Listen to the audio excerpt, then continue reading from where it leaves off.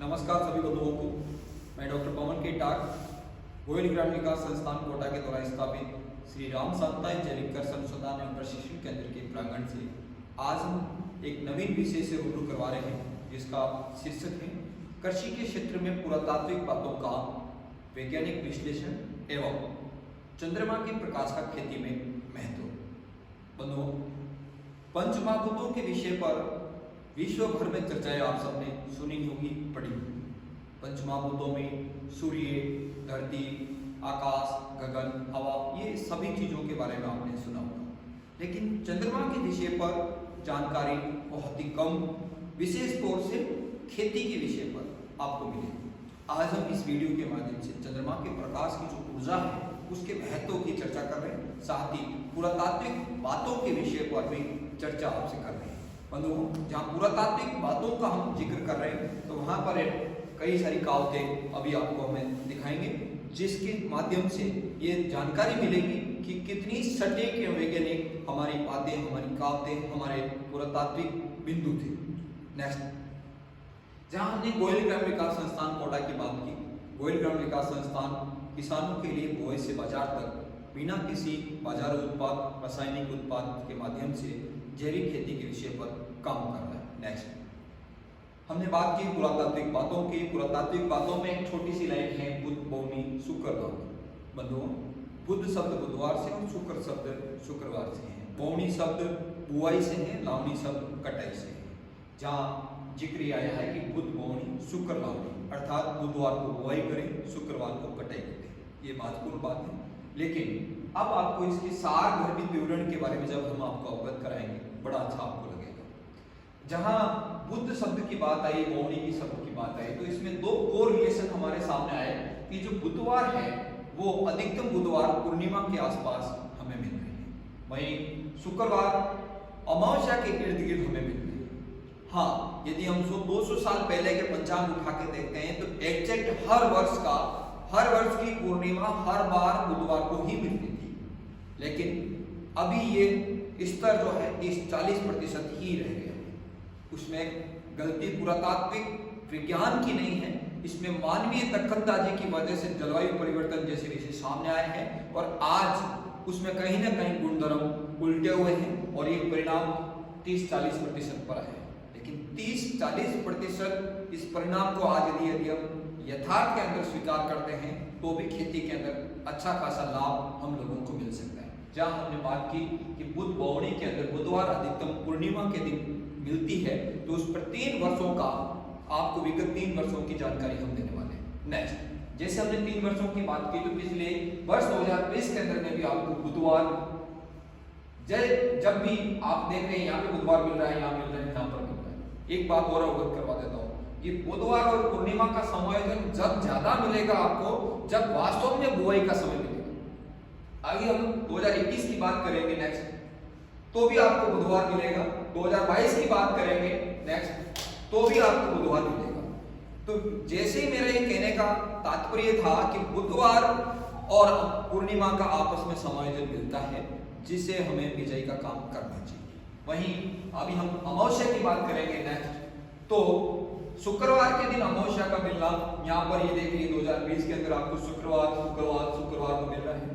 और ये मैंने बताया था कि जिस प्रकार बुआई के समय बुधवार का पूर्णिमा के साथ मिलना तय हुआ, ठीक वैसे ही कटाई के समय भी आपको यहाँ शुक्रवार का मिलना सामने स्पष्ट नजर आ रहा है। वर्ष 2021 की बात करेंगे तो भी आपको नेक्स्ट, तो शुक्रवार आपको मिल रहा है।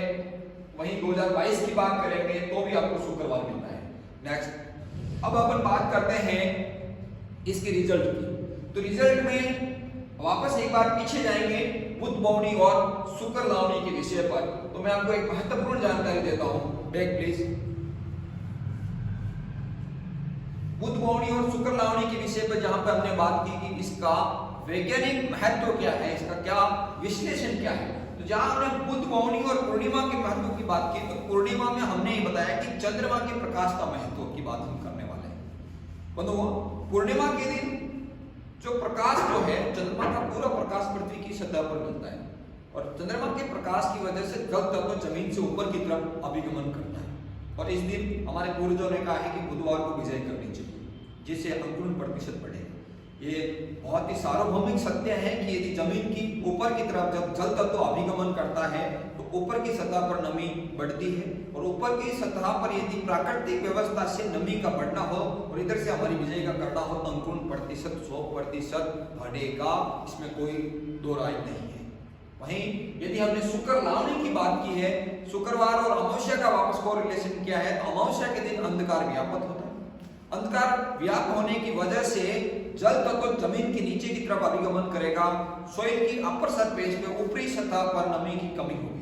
और ऐसा हमारे वैज्ञानिक भी आज कह रहे हैं कि यदि नमी की कमी हो तभी हमें हार्वेस्टिंग करनी चाहिए, कटिंग करनी चाहिए, कटाई करनी चाहिए, ताकि हमारे उत्पाद की गुणवत्ता बनी रहे। 10 से 12% नमी की आज हम बात कर रहे हैं, लावणी के समय की बात कर रहे हैं, तो वो बहुत ही महत्वपूर्ण है। और यदि ये विषय हम अमावस्या की तरफ अपनाते हैं तो बहुत ही हमें लाभ मिलता है। इसीलिए यदि जल तत्व ऊपर अभिगमन करता है, ये पूर्णिमा का विषय है, जल तत्व नीचे की तरफ अभिगमन करता है, ये अमावस्या का विषय है। और इन दोनों को हमने कोरिलेट करते हुए एक प्रैक्टिकल आप सबके सामने किया है। ये अलग अलग दिनों में बुध, सोम, मंगल, बुध, गुरु, शुक्र, शनि, रवि तक हमने हर दिन हमने गेहूं की बिजाई की, जिसके परिणाम अभी हम आपको अवगत करवाने वाले हैं। सोमवार को भी बिजाई की, बुधवार को बिजाई की, गुरुवार को भी की। लेकिन इसके साथ में एक विषय और था कि इस बुधवार के पास में पूर्णिमा भी आ रही है, जहां पर आप देखेंगे ये पूर्णिमा ये बुधवार आपस में पास हो रहे हैं। और पूर्णिमा के दिन में भी हमने 8 तारीख को, पूर्णिमा से पहले 7 तारीख को, 9 तारीख को, 10 तारीख को, अलग अलग दिनों के अंदर हमने इस सामने पड़े गेहूं की बिजाई हमने की। बात करते हैं इफेक्ट की कि क्या इनकी इफेक्ट पड़ते हैं पूर्णिमा के प्रकाश का, इन जो अंकुरण क्षमता पर कितना प्रभाव पड़ता है, कितना परिणाम मिलता है। तो बंधुओं, जहाँ 7 तारीख को हमने गेहूं बीजे थे, उनकी हाइट मैक्सिमम 8.5 सेंटीमीटर है, मिनिमम हाइट जो है वो 3 सेंटीमीटर हमारे को मिल रही है। लेकिन आप यहाँ पर देखेंगे कि पूर्णिमा के दिन जिस बीज की हमने बिजाई की है, ये बीज भी पूर्णिमा से एक दिन पहले बोए हुए बीजों के बराबर की हाइट पर पहुंच चुका है। ये आप यहाँ पर देखेंगे, ये कोरिलेशन है। पूर्णिमा के प्रकाश का क्या महत्व है, इसका वापस मैं आपको समझा रहा हूँ कि पूर्णिमा के दिन बुआई किए गए बीजों का, ये पूर्णिमा कार्तिक पूर्णिमा के दिन हम जब बीज लगाए थे, तो ये उससे एक दिन पहले उगाए हुए बीजों के बराबर की हाइट में, दोनों की हाइट बराबर हमारे को मिल रही है। ये आपके सामने ये आप देख सकते हैं, दोनों की हाइट 8.5 सेंटीमीटर है। इसमें कहीं पर भी 1% भी कोई डिफरेंस यहाँ पर देखने को नहीं मिलेगा। प्रश्न आप ये भी कर सकते हैं कि ये तो कोकोपीट के अंदर है, तो आगे हम आपको फील्ड की ट्रायल्स के वीडियोस भी आपको हम दिखाने वाले हैं, अभी आप बने रहिए। तो ये विषय 8.5 सेंटीमीटर दोनों की हमारे को हाइट मिल रही है। तो अब आपको क्या चाहिए, यदि हमें नेक्स्ट प्लीज, अभी हम इसी विषय की एक और बात करने वाले थे कि यहाँ पर आपको हाइट बराबर मिल रही है, अंकुरण प्रतिशत बढ़ रहा है। तो इस बात को हमने पूर्णिमा से कुछ दिन पहले किसानों के बीच में भी जारी कर दिया था। लेकिन आज हम बात कर रहे हैं हमारे केंद्र के रूप में, जैसे यहाँ आपने एक विषय रख दिया हो कि ये तो कोकोपीट के अंदर है, कोकोपीट में परिणाम आसानी से मिल सकते हैं। लेकिन हम धरातल की भी बात कर रहे हैं। हमारे केंद्र के रिसर्च प्लॉट के अंदर गेहूं की 40-37 वेरायटी के 2 एक्सपेरिमेंट लगे हुए थे, दोनों पूर्णिमा के दिन, कार्तिक पूर्णिमा के दिन 8/11/2022 को लगे हुए थे। उनके रिजल्ट्स कुछ वीडियो 10 सेकंड के मैं आपको दिखाने वाला हूँ। नेक्स्ट प्लीज, चलो करिए।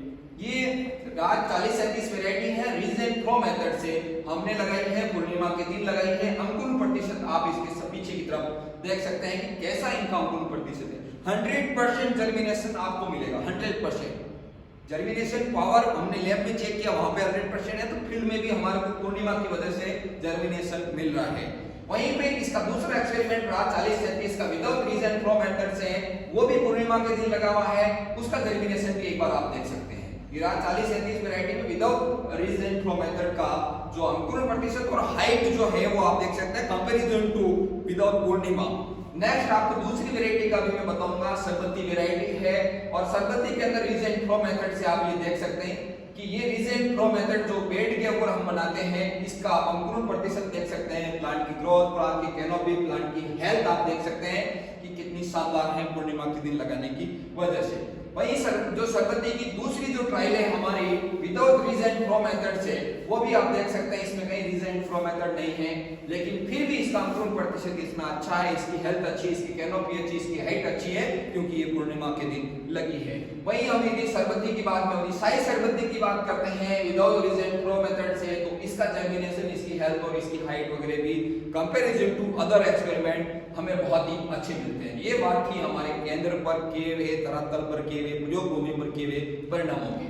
वहीं हम यदि किसानों की बात करते हैं तो हमारी कई हुई बातों को किसानों ने भी स्वीकार किया, उन्होंने भी एक्सपेरिमेंट अप्लाई किए हैं। उनमें से एक किसान है हमारे ईश्वर जी गौतम, कोटा जिले के रामगंज मंडी के रहने वाले, उनका वीडियो भी मैं आपको दिखा रहा हूं। उन्होंने जौ की फसल की थी पूर्णिमा के दिन, उनके मोबाइल नंबर भी नीचे लिखे हुए हैं, खेड़ारुदा गांव के पास में उनका खेत है, और उनका ही एक्सपेरिमेंट भी आप सुनिए एक बार, उनकी कहानी उनकी जुबान, प्लीज चालू करिए। ये आप इनकी फसल देख रहे हैं, करो कीजिए वीडियो, ये इनकी फसल देख रहे हैं, इन्होंने बकायदा फुल एक्सपेरिमेंट किया, और इनका ये कहना है कि मेरे पिछले 8 वर्षों में जो अनुभव अब तक बिजाई के अंदर मिलना चाहिए वो नहीं मिला था, लेकिन इस पूर्णिमा के दिन बिजाई करने की वजह से मुझे बहुत ही उत्तम परिणाम मिले। वहीं एक राजसमंद एक्सप्रेस, राजसमंद के अंदर भूपेंद्र सिंह जी हैं जो बनेडिया गांव के रहने वाले राजसमंद जिले के हैं। उन्होंने भी हमारे कहने के आग्रह पर उन्होंने चंदन और कई औषधीय पौधे अलग अलग दिनों के अंदर, पूर्णिमा के दिन, पूर्णिमा से पहले, पूर्णिमा के बाद लगाए। तो उनका ये कहना है कि पूर्णिमा और पूर्णिमा से 48 घंटे पहले जितने भी पौधे लगाए गए थे उनके परिणाम बहुत बेहतरीन मिले थे, लेकिन उसके बाद धीरे धीरे उनकी अंकुरण क्षमता प्रभावित होती गई। तो हमारा आग्रह आप सभी से कि जब हमने बात की चंद्रमा के प्रकाश की, ऊर्जा की, महत्व की बात आप लोगों से की कि इतना एटॉमिक पावर, ये प्रकृति की आणविक क्षमता और शक्ति से आप जो आपकी खेती को मिल रही है, आपकी फसल को मिल रही है, आपकी पौधों को मिल रही है, इसका उपयोग होना चाहिए। दूसरी बात हमने कही कि हमारी खेती के अंदर हमारी पुरातात्विक बातों का इतना बड़ा वैज्ञानिक महत्व है कि जितना खोजेंगे उतना उत्तम हमारा व्यवस्था बनी रहेगी। इस विषय पर आपका कोई अपना अनुभव है, आप शेयर कर सकते हैं। हमने एक प्रयास किया है मात्र एक प्रेरणा के लिए, एक प्रेरणा देने के लिए कि हमारा जो सनातन संस्कृति जो है, हमारा पुरातन जो विज्ञान है, उसके प्रति हम सबका रुझान बढ़े, और उसके इंटरनल जो साइंटिफिक फैक्टर्स हैं उसके बारे में हमारी स्टडी बढ़े। आवश्यकता आज भी बहुत ज़्यादा है, ये हमारा प्रारंभिक स्तर है, हो सकता है इसमें और भी कमियां हों, हम कोशिश करेंगे इसमें और सुदृढ़ होने की। लेकिन इस विषय पर यदि आपका कोई अपना प्रयास है, आपका कोई सुझाव है, आपका कोई अनुभव है, जरूर शेयर कीजिए, ताकि समाज के मध्य में एक सकारात्मक विषय के रूप में हमारी पुरातात्विक बातों का विषय रख सकते हैं, पंच तत्वों के साथ में, पंच महाभूतों के साथ में चंद्रमा के प्रकाश की जो महत्ता है उसके बारे में भी समाज को अनुभव दे सकें, प्रेरित कर सकें। तो आपने वीडियो जरूर लंबा है, लेकिन जहाँ प्रैक्टिकल बातें सामने आ रही है उनको बताने के लिए थोड़ा लंबा भी हमें चलना पड़ रहा है। तो वीडियो देखने के लिए आपको बहुत बहुत धन्यवाद। ये पुरातात्विक विषय के संबंध में हमारा पहला वीडियो है। आगे की वीडियो आप देखने के लिए हमारे चैनल को सब्सक्राइब करें, हमारे इस वीडियो को लाइक करें और सब्सक्राइब भी करें, और लोगों को भी भेजते रहें। आपके सुझाव सादर अपेक्षित हैं। वीडियो देखने के लिए बहुत बहुत धन्यवाद।